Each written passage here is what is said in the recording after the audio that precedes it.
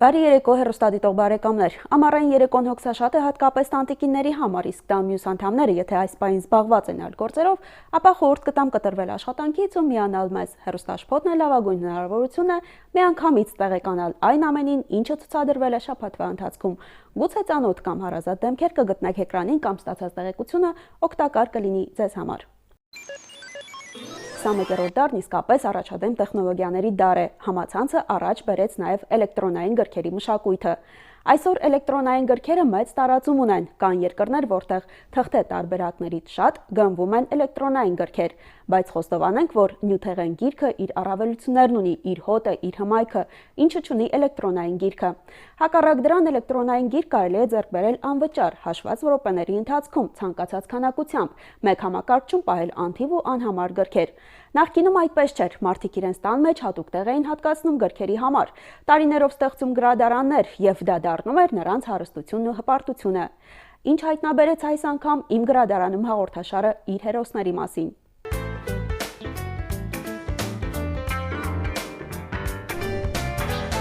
Սկզբից Մորեկա Մարտունի աշխատել եմ միջնակարգ դպրոցում որպես ուսուցիչ, մեխանիզացիայի ժամեր էր տալիս։ Այն ժամանակ ճիշտ է տեխնիկական գրքեր էի առնում, որից հետո կոմերցիոն առաջի քարտուղար աշխատելու ժամանակ սկսեցի արդեն գրական գրքեր առնելով։ Այն ժամանակ արդեն փոստային արգաներն գրանցում էի տարեկան։ Խորհրդային ժամանակ մեծամասամբ գրքերը Ենձևից չի ստացվում, որ ով ուզեցել է արդեն վերցրել է։ Դժվար է եղել վերցնելը։ Հիմա լիքն է ուշադրություն չեն դարձնում ընդամենը։ Ուսանողական տարիներին շատ գրքեր ենք առել, որտեղ չկար, ասեն գրադարանում չկար, բայց գրախանութներում կային։ Առնում էինք եւ կարծես թե այն ժամանակ այդպիսի տենդենց կար, այդպիսի ինչպես ասում են, սեր կար, որ անպայման այդ մասնագիտական գրքերը առնենք ու պահենք։ Ես գերադասում եմ էլի ունենալ նոր գրքեր, նոր ամսագրեր, նոր թերթեր եւ կարդալ։ Ինձ համար հաճելի է կարդալ որևէ գիրք կամ որևէ ամսագիր, բայց ասենք չօգտվել հեռուստացույցից, կինոնկարներ նայել կամ տեղեկություններ ստանալ։ Ճիշտ է, համակարգիչը իրեն մեծ դեր ունի հիմա ներկա ժամանակաշրջանում։ Հիմա ինֆորմացիայի աղբյուրներ այնքան շատ են, որ ներկա սերունդը համարյա արդեն հեռացել է գրքերից, թե գեղարվեստական գրքերից, թե մասնագիտական համակարգիչի իրեն դերն ունի կյանքում, բայց գիրքն էլ իրեն ուրույն տեղն ունի։ Ներկա մոյետում թորեկներին ասում ես գիրք վերցրու ընթերցիր, գրախանութից չեն վերցնում, գրադարանից չեն վերցնում։ Բայց այն ժամանակ այդ ձևի չէ, մեր երեխերքը արդեն եւ գրադարանից են վերցրել եւ տանը գրքերն են արդեն ցեզել ժամանակը ընթերցել են։ Հատկապես ամառային արձակուրդների ժամանակ լրիվությամբ գրքերով են զբաղված, ընթերցում են։ Բայց հիմա ընթերցանություն չկա էլի։ Բոլորս ենք հիշում, թե տարիներ առաջ ինչպիսի անկարգություն էր տիրում մեր քաղաքում հասարակական տրանսպորտի ոլորտում։ Հնամաշ, կիսասարք երթուղայիններ, գրեթե միշտ անխնա, մշտապես ծխող վարորդներ, կանգառներ, որտեղ պատահի եւ ինչպես պատահի, ճանապարհի անթույլատրելի հատվածներում արգելված կանգառ պահանջող անբարեխիղճ ուղևորներ եւ նման բազմաթիվ գորշ հիշողություններ։ Այո, հիշողություններ, որովհետեւ դրանք մնացել են անցյալում։ Վերջին շրջանում մի աննկարագրելի դրական տեղաշարժ կա վարորդների արտաքինից, վարվելաձևից սկսած մինչև հասարակական տրանսպորտից օգտվող քաղաքացու կուլտուրա։ Եթե մի պահ պարզապես հետևենք տրամադրություն հաղորդող տեղին ավտոբուսի ավտոբուսների աշխատանքին, թե ինչպես են առանց խոչընդոտ ստեղծելու մյուս վարորդների համար կարգով կանոնով իրենց գործն անում, ապա հնի համեմատ նորը պարզապես աչք է շոյում։ Կանգառներից խոսենք։ Վաղուց արդեն հաստատեցվել են այն վայրերը, որտեղ իրավունք ունեն կայանելու ուղևորատար ավտոբուսները եւ խախտումներ գրեթե չեն լինում։ Մենք քաղաքացիներս էլ գիտենք, որտեղ սպասենք ավտոբուսին։ Քաղաքակիրթ տարբերակ է։ Քաղաքակրթություն, որին քաղաքային իշխանությունները հասել են տարիների քրտնաջան աշխատանքի արդյունքում։ Բայց դեռ բողոքողներ ունենք։ Ժողովուրդն հետի մտածում չի, որ մի ստայանք աշինի, որ մարդկյամ ակաղն է, այս սարը վերինի վեճ շտեղ կղնալան արևի տակ չէ։ Մեզ են դիմել բազում բնակիչներ Ստեփանակերտի այն դժգոհությամբ, որ կանգառներում ամառային այսօք օրերին արևի բարձր ջերմաստիճանի տակ դժվար է կանգնել ու սպասել ավտոբուսների։ Կանգառների կահավորման մասով մեր բաժնի կողմից ուսումնասիրություն կատարվել է, համապատասխան գույքագրման աշխատանքները իրականացվել են։ Ունենք լով 120 կանգառ, որից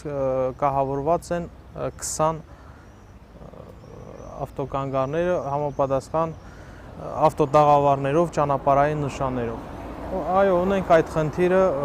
բազմից մեր բնակիչներն էլ դիմել են մեզ եւ ասեն, որ այդ գործարքը իրականացվում է հիմնականում մասնավորի կողմից, այսինքն համապատասխան բաժինների կողմից ուսումնասիրություն է իրականացվում, անհրաժեշտություն, եթե լինում է համապատասխան տեղը, պատվիրում ենք մեր բնակիչներին կամ մասնավոր ընկերությունների դիմում են եւ սահմանված կարգով տրամադրում համապատասխան տարածքը, որպեսզի իրականացնեն նշված կահավորման աշխատանքները եւ զուգահեռ փոքրիկ կրպակ, որպեսզի փոքր շահույթ, այսպես ասած, իրանք էլ ստանան։ Անհրաժեշտություն կա պետական ծրագրի միջոցներով այն իրականացնել, իսկ փորձ ցույց է տվել, ինչպես Երևան քաղաքում մասնավոր ընկերություններն էլ այդ ներդրումները իրականացնում են, ինչու՞ չէ նաև որպես շահույթ ստանալով իրենց գովազդը տեղադրելով նշված այդ ավտոտաղավարները։ Ինչն է զավեշտալի, կանգառի ցուցանակը փակցված է այստեղ եւ շատերին թվում է, թե հենց այս ցուցանակի նշանի տակ էլ պետք է կանգնեն ու անցածք տարածքում սպասեն ավտոբուսների։ Այնինչ մի քանի քայլ գալով մարդիկ կհամոզվեն, որ իրական կանգառը կրպակի այս մասում է, իր նստատեղերով, հարմարավետ ծածկով, չնայած կարծում եմ, որ այս առումով մեղավոր են նաև ավտոբուսների վարորդները, ովքեր կանգնում են ոչ իրենց հատկացված տեղում, այլ երթևեկելի մասում։ Չի կարելի երթևեկելի մասում ավտոբուսն կանգառ կազմակերպել, անվտանգ երթևեկության ապահովել եւ սահմանված կանգառ գրպանիկում ավտոբուսները կայանեն։ Խնդրում մեղավոր են նաև այն վարորդները, ովքեր իրենց մեքենաները կայանում են արգելված վայրերում ու միաժամանակ խոչընդոտում ավտոբուսների կանգնելուն։ Համեմատության համար ներկայացնենք մեկ այլ կանգառ, որը տեղակայված է Մաշտոց փողոցում, ինչպես մեր տեսախցիկն է արձանագրում, եթե ծառերը չլինեն ու ստվեր չգցեն, ապա կանգառը լրիվ բացօթյա կլինի ու մարդիկ դարձյալ արևի տակ կսպասեն ավտոբուսների։ Իսկ մեքենաներն էլ, ինչպես տեսնում ենք, դարձյալ կանգնած են արգելված վայրերում ու խանգարում են ավտոբուսների ճիշտ երթևեկմանը։ Մայրաքաղաքային կյանքի ու առօրյայի թեման շարունակեմ։ Ժամանցի կազմակերպման առումով լավագույն քաղաքների շարքում չենք, բայց ունենք երևույթներ, որոնք չեն գտնի ոչ մի երկրում։ Երբ երեկոյան հաճելի փնտրտուքով փողոց ենք դուրս գալիս, կամքից անկախ ոտքերդ բերում են կենտրոնական հատված, Պիտաչոկ ու հրապարակ։ Վայրն կարծես մի պահ դառնում է աշխարհի կենտրոն է, որտեղից սկիզբ է առնում մնացած ամեն ինչ։ Երբ քայլքից հոգնած նստել ես ուզում լիցքաթափվել, քեզ կանչում են անկրկնելի երաժշտության ելևէջները, ու երեկոյի մթությունը դառնում է երաժշտություն, պար, հրճվանք։ Ու ուրվագծվում է երեկոյի մթության մեջ այն կարճահասակ, բարի դեմքով մարդու դեմքը, ում մասին պատմել ենք մի հաղորդման մեջ, բացահայտել, թե ինչպես նա փորձում է մի լուսավոր ու ջերմ հատիկ պարգևել հաճելին փնտրող մարդկանց։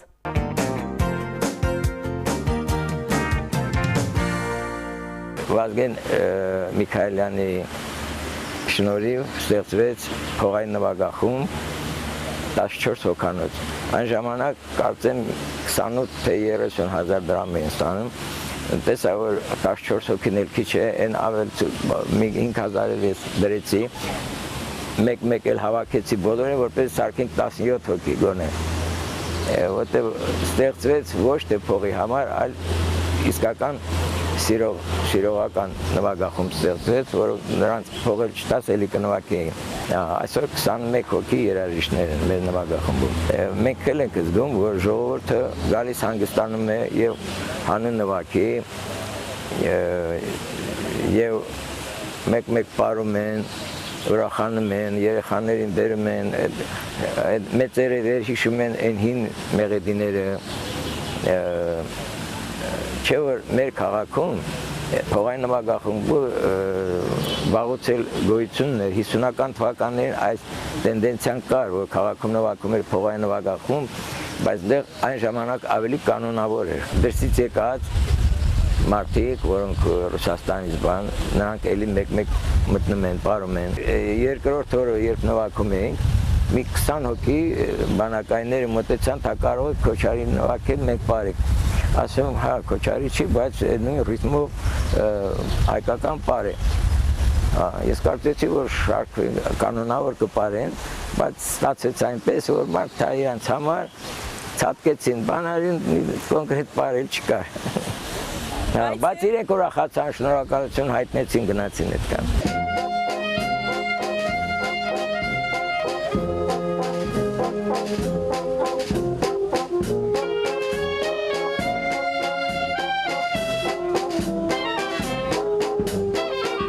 Այն գործերը, որով զբաղվել եմ, երբեք չի եղել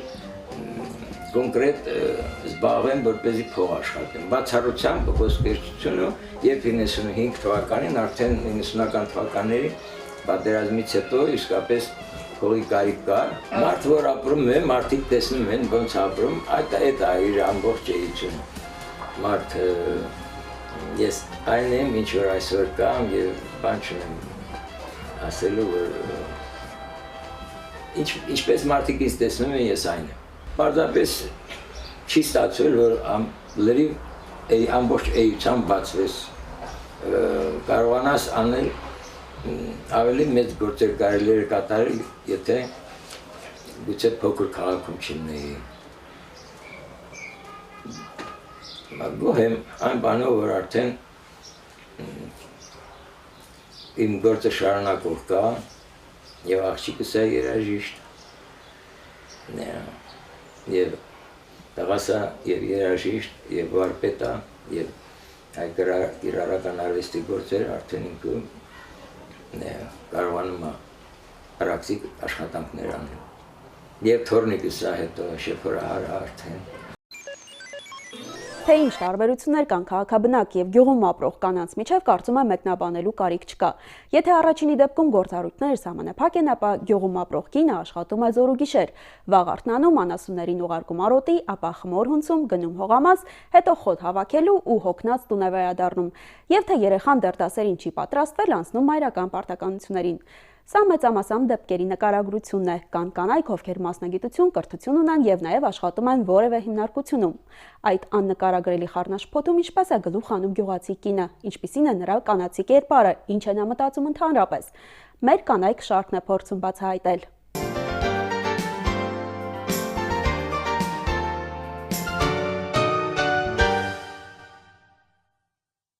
Երբ որ սկզբից հարս է եկել, այս ժամանակ միշտ երազում էի, որ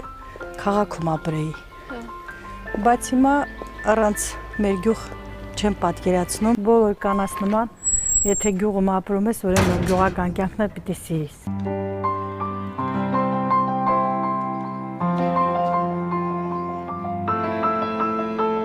Կանացի երջանկության գաղտնիքը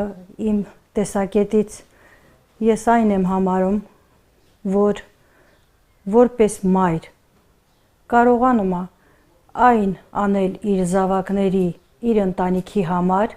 Այ ապրում եք գյուղում, այսօր որքանով է դժվար գյուղում ապրելը, կնոջ համար։ Գյուղացու աշխատանքը միշտ ավելի շատ է լինում, քան քաղաքի կանայց, որովհետև հիմա մեր գյուղում երևի դաշտերում այնքան կանայք են աշխատում, հեշտ չի նրանց աշխատանքը։ Արևին, անձրևին, տարվա ամեն եղանակին իրանց դաշտային աշխատանքը կա։ Չնայած հիմա գյուղի աշխատանքը մի քիչ առաջվա նայած թեթևացել է, ես հոգսերը տենց կասեի, բայց մեկը գյուղի աշխատանքը, գյուղի կնոջ աշխատանքը միշտ է շատ դժվար է, որովհետև թե բակնա, թե այգին, թե տունը, խոհանոցը, աշխատանքը, գյուղական կյանքը, եթե սրանից մի 20 տարի, 30 տարի հետ շրջվեմ, երևի այն ժամանակ կասեի, որ գյուղական կյանքը չեմ սիրում, ես կուզենայի ապրել իմ քաղաքում, բայց հիմա ճիշտ հակառակն է իմ մոտ, սիրում եմ մեր տունը, մեր գյուղը, որպես հայկին, հավատարիմ ընտանիքին, հավատարիմ իր երկրին, հավատարիմ իր աշխատանքին, հավատարիմ իր երեխաներին եւ այսքանը հայ կնոջ կերպարն։ Կանանց կմաղթեմ ամենաառաջինը խաղաղություն, թող աշխարհում ոչ մի մարեր չսքա, թող աշխարհում երբեք պատերազմը չլինի։ Տեղեկատվական տեխնոլոգիաների ոլորտն Արցախի տնտեսության ամենաերիտասարդ ճյուղերից մեկն է։ Գիտակցելով տեղեկատվական տեխնոլոգիաների ոլորտի կարևորությունը, դեռևս 2012 թվականին հայ կրթական հիմնարկությունը $100,000 էր հատկացրել Արցախի պետական համալսարանում ինֆորմացիոն տեխնոլոգիաների ամբիոնի բացման համար։ Հիմնարկությունը համալսարանի ամբիոնին հատկացրել է համապատասխան տեխնիկա, մասնագետներ եւ գրականություն։ Լավագույն ուսանողներին հայ կրթական հիմնարկությունը տրամադրել է ու շարունակում է տրամադրել նաեւ կրթաթոշակ։ Օրերս Արցախի պետական համալսարանում հիմնարկության նախաձեռնությամբ տեղի է ունեցել տեղեկատվական տեխնոլոգիաների ամբիոնի շրջանավարտների դիպլոմների հանձնման արարողությունը։ Կրթարանն է պատմել միջոցառման մասին։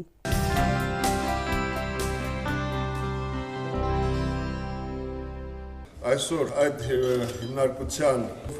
ջանքերի ձևով բացում է նաև մեկ ուսումնական լսարան, որը կծառայի այդ մասնագիտության ուսանողների համար։ Տեղեկատվական տեխնոլոգիաների բաժինն ընտրած ուսանողները գնահատում են հայ կրթական հիմնարկության ջանքերը արցախցի ուսանողներին որակյալ ուսում տալու հարցում։ Հրավիրալ դասախոսների վարած դասախոսությունները հետաքրքիր են անցնում։ 2 տարվա ընթացքում մեզ դասավանդել են արտասահմանից եկած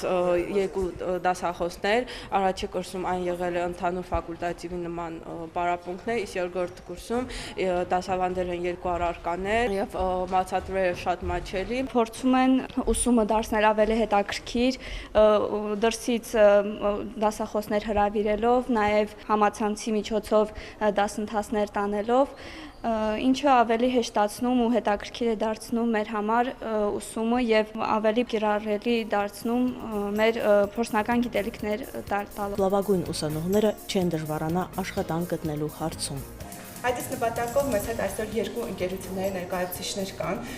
Անուններ չեմ նշի, որովհետև ուզում ենք լինեն արդյունքներ, հետո նշենք անուններ, կանցկացվեն ինտերվյուներ, հարցազրույցներ ուսանողների հետ եւ սկզբնական շրջանում միգուցե աութսորսինգ տարբերակով, այսինքն պատվերներ ուղարկել թիմերին, որպեսզի իրենք հենց Ստեփանակերտում կատարեն եւ ստանան աշխատավարձեր։ Կարող ենք նաև գրասենյակ ունենալ Արցախի տեխնոլոգիական կենտրոնում։ 10 ուսանող հիմնարկության հովանավորության տակ են։ Հայ կրթականը բացի տեխնիկապես եւ մասնագետներ բերելուց բացի նաև տրամադրել է կրթաթոշակ ուսման վարձի չափով ամբողջական, կարիքավոր գերազանց առաջադիմություն ունեցող ուսանողներին։ Այս տարի տեղեկատվական տեխնոլոգիաների ամբիոնը իր առաջին շրջանավարտներին է ճանապարհում։ Կառավարման տեղեկատվական համակարգ բաժնի շրջանավարտներն ավարտական դիպլոմներ ստացան հայ կրթական հիմնարկության ներկայացուցիչի ձեռքից։ Հարփինեն կարմիր դիպլոմով է ավարտել համալսարանը։ Նա համոզված է, որ ստացած գիտելիքներով կկարողանա աշխատանք գտնել։ Աշխատատեղերի առումով մեծ լայն հնարավորություններ է տալիս։ Ես էլ անմասն չեմ նաև ընտրել եմ հենց տեղեկատվական տեխնոլոգիաներ մասնագիտությունը, որպեսզի կարողանամ հեշտությամբ գտնել, առաջինը սիրել եմ հենց այդ մասնագիտությունը եւ ապագաս տեսնում եմ ՏՏ ոլորտում։ Ես խրախուսում եմ բոլոր արցախցիներին, ինչու՞ չէ նաև Երևանից, եթե կարող են գալ, այստեղ սովորել IT, ես հավատում եմ, որ այստեղ նաև կրթությունն է շատ լավ, շնորհիվ մեր մասնագետների, տեղի մասնագետների, որպեսզի դառնան մրցունակ մասնագետ, եւ ինչու՞ չէ կարող եմ ասել, որ մեր բացած առաջամարտիկ լսարանը թող լինի ամբիոնը, բացած ամբիոնը առաջին լինի այն հենքը, այն առաջընթացը, որ պիտի IT-ն Արցախում զարգանա եւ ամբողջ աշխարհում մրցունակ լինի։ Կրծքագեղձի քաղցկեղի առաջացման պատճառներն ու գործոնները տարբեր են։ Բժիշկները ռիսկի հիմնական գործոն համարում են տարիքը, ժառանգականությունը, հորմոնալ գործոնները, օրգանիզմում այլ խրոնիկ հիվանդության առկայությունը, ինչպես նաև սնվելու առանձնահատկություններն ու ապրելակերպը։ Կրծքի ուռուցքի առաջացման ռիսկն ավելանում է 40-ից մարդկանց մոտ, հատկապես մենոպաուզայի ընթացքում, երբ օրգանիզմում տեղի են ունենում անդառնալի հորմոնալ փոփոխություններ։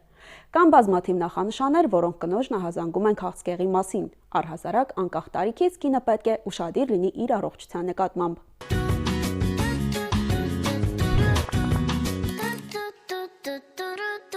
Կրծքագեղձի քաղցկեղի նախաքաղցկեղային հիվանդությունը հենց համարում է մաստոպաթիան։ Մաստոպաթիա հասկացողությունը դա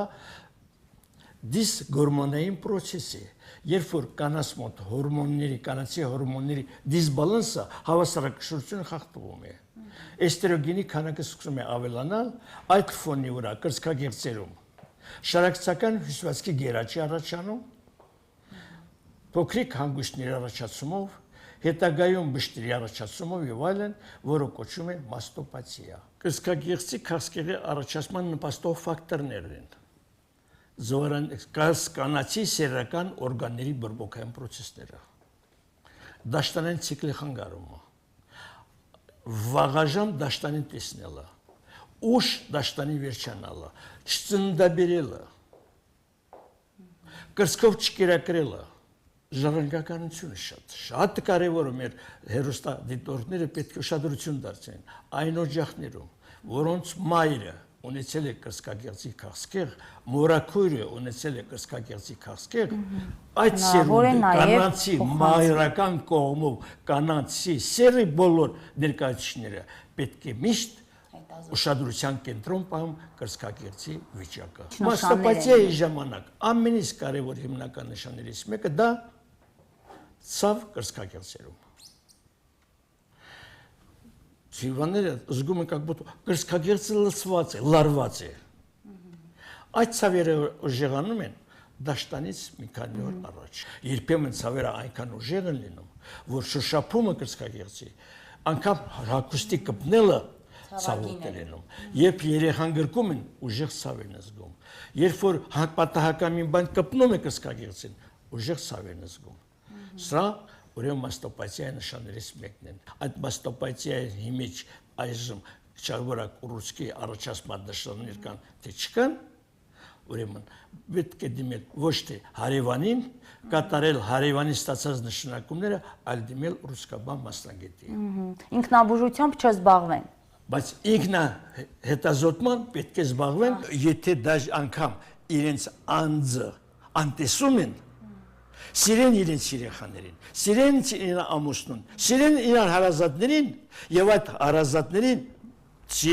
հանուն նրանց, որ սիրում ես, դիմիր բժշկի ստուգիր, որպեսզի վաղը կոտրած տաշտակի առաջ չկանգնել։ Չէ որ կրծքագեղձի քաղցկեղով այսօր մենք ունենք բավականին շատ հիվանդներ, որոնք բուժումից հետո 15-20 եւ ավել տարիներ ապրում եւ աշխատում են, եւ նրա հետ աշխատող կնոջ մոտ կա կրծքագեղձի քաղցկեղ, բայց նա վախենում է բժշկի դիմելուց։ Բայց քանի որ նա չի իմանում, որ իրեն հետ աշխատող անձը կրծքագեղձի քաղցկեղով բուժված անձ է, ժամանակին է այն բախտավորներիցն է, որը բուժման է ենթարկվել հիվանդության առաջին եւ երկրորդ փուլում եւ տվել է շատ լավ դրական արդյունք։ Առողջությունը կանանց մոտ իրենց ձեռքին է։ Մեր կողքին ապրող եւս մեկ արվեստագետի ամենաթաքուն հոգեվիճակներն է միախառնել դիպուկ ու անկաշկանդ հարցադրումներով վերհանել իմ գործընկեր Վարդգես Բաղարյանը։ Նրա հերոսները անպայման պիտի խոսեն մեր երկրի, մեր ապագայի, մեր ներկայի մասին։ Վայելեք Նաիրուհի Ալավերդյանի հետ նրա ունեցած հարցազրույցից մի հատված։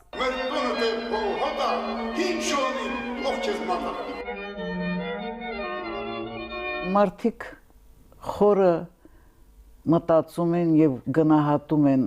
ամեն ինչ, երբ որ դժբախտանում են։ Ես այդ վիճակում միշտ մտածել եմ, եթե պիտի ապրեմ, նորմալ կյանքով պետք է ապրեմ։ Այս կատաստրոֆայից հետո, որ կենթանի եմ մնացել, երևի թե Աստված մտածել է, որ իմ բալիկի մենակ չպետք է թողնեմ։ Չնայած նրան հոգատարություն ցուցաբերող մարդիկ կային շրջապատում, երբ որ կոմից դուրս եմ եկել, արդեն ինձ վիրահատել են, հետո մի քանի օրից հետո տարել եմ պալատ, պալատում մի քանի հիվանդներ կային ինձ հետ։ Ես սկսել եմ երգել։ Երևի թե այդ մարդիկ մտածել են, ես խելագարվել է, այս կինը ինչի է երգում, բայց ես նպատակասլաց էի դա անում, ուզում էի ստուգել հիշողությունը ստեղն է, թե չէ։ Իսկ հիշում եք, որ մենք այցի գնացինք պատերազմի ժամանակ հրետանավորներին եւ դուք երգեցիք Ջիվանու ձախորդ թորերը։ Այո, այո։ Պիտի խոստովանեմ, ես սովոր չեմ առհասարակ սիրաշահելու, որ այդպիսի ձախորդ թորեր ես երբևէ որևէ տեղ չեմ լսել։ Ես ափսոսում եմ, որ չեմ ձայնագրվել, որովհետև ես էլ փաստորեն մենք այդ պատերազմական տարիներին մեկնեցինք Ֆրանսիա, Փարիզ, Քալբաջարը պատերազմը սկսած այդ օրերին էր։ Այո։ Ուրեմն ամենտեղ ես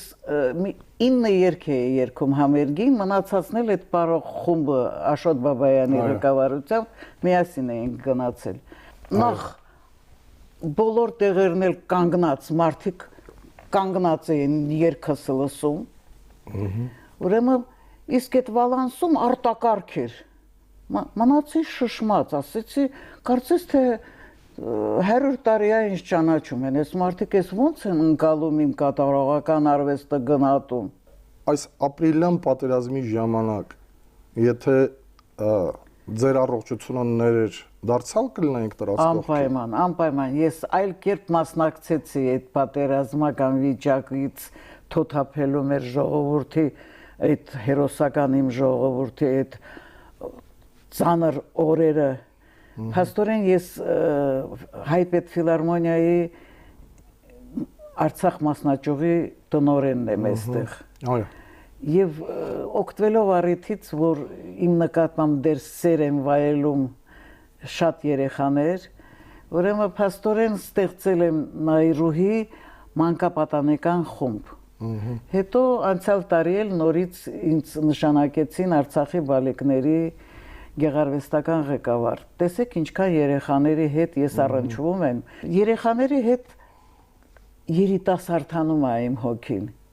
Ես նրանց հետ խաղում եմ։ Փաստորեն հրաշալի ծրագիր եմ սարքել այդ երեխաների հետ, այնքան համահունչ էր ես մեր պատերազմական վիճակին։ Եվ ոչ մի երեխայի չենք այսպես ստիպում, որ ինչ որ մտնի օբրազի մեջ եւ ինչ որ չափով արտահայտի իր զգացմունքները։ Այս երեխաները հենց հերոսական երեխաներ են մեծանում։ Տեսեք ինչ սերունդ ունենք։ Այդ սերունդը մեր ապացուցիչ չէ, որ արժանի սերունդը մեր ամբողջ հայ ժողովրդին պատիվը բարձրացրեց ամբողջ աշխարհով մեկ։ Փաստորեն ես մի 6 համերգ կազմակերպեցի դպրոցներում։ Առանձնապես ես մտածում էի, որ այն երեխաները, որ ծնողների հետ չեն փախել, քաղաքից դուրս չեն եկել, նրանք ավելի հարգված, սիրված իրենց զգան, որ նորմալ կյանքով էլի ապրում ենք։ Եվ հրաշալի համերգներ էր, աննման, հանդիսատեսը, ուսուցիչները բոլորը հիացած էին։ Մեր կյանքը ծլում է այնտեղ, որտեղ հողի մշակն է քրտնում, ուր արևը ելնում ու մայրամուտ է լինում մարդու վաստակով, որտեղ մանկան կանչը դաշտից տուն է բերում օրվա պահը մոռացած աշխատավոր կնոջը, ուր երեկոն անց սեղանի շուրջ են հավաքվում գյուղի կյանքը ուսերին տուն բերած մարդիկ։ Եվս մեկ արցախյան գյուղի կյանքի ու կենցաղի մասին հատված վայելենք, իսկ ես ձեզ հրաժեշտ տամ նոր հանդիպման ակնկալիքով առայժմ։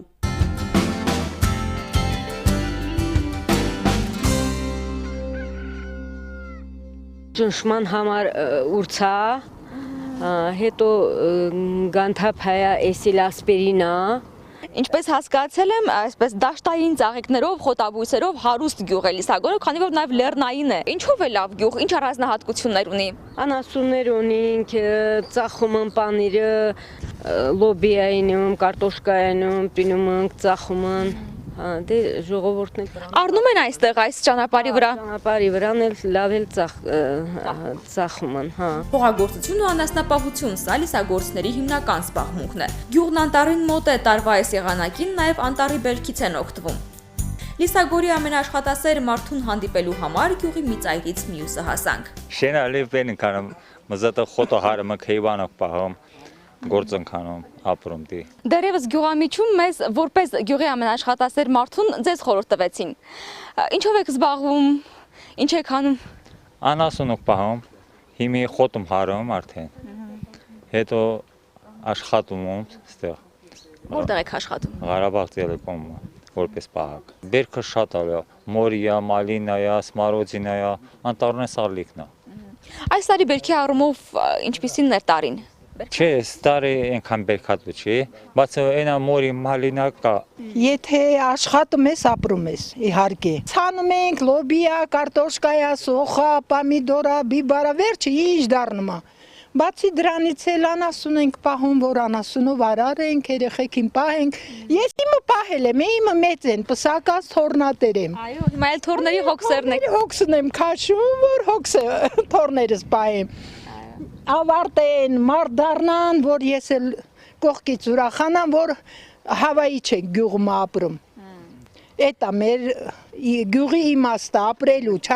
թե չէ հենց մի էլ կարանք սաղ, ծախենք, ծախենք, գնանք քաղաքը մի տեղ նստենք, պուլտովը տելևիզոր նայենք։ Գյուղում ապրող ու արարող մարդու տանն ամեն ինչ տնական է, սեփական արտադրության, ինչպես ասում են, էկոլոգիապես մաքուր։ Մենք պանիրա, կաթա, յուղա, կարակա, այդպես բաներն ենք անում։ Լիսագորի պանրից նաև մեզ բաժին հասավ։ Հա, պանիր հացա, տակ-տակ գերի։ Ապրեք։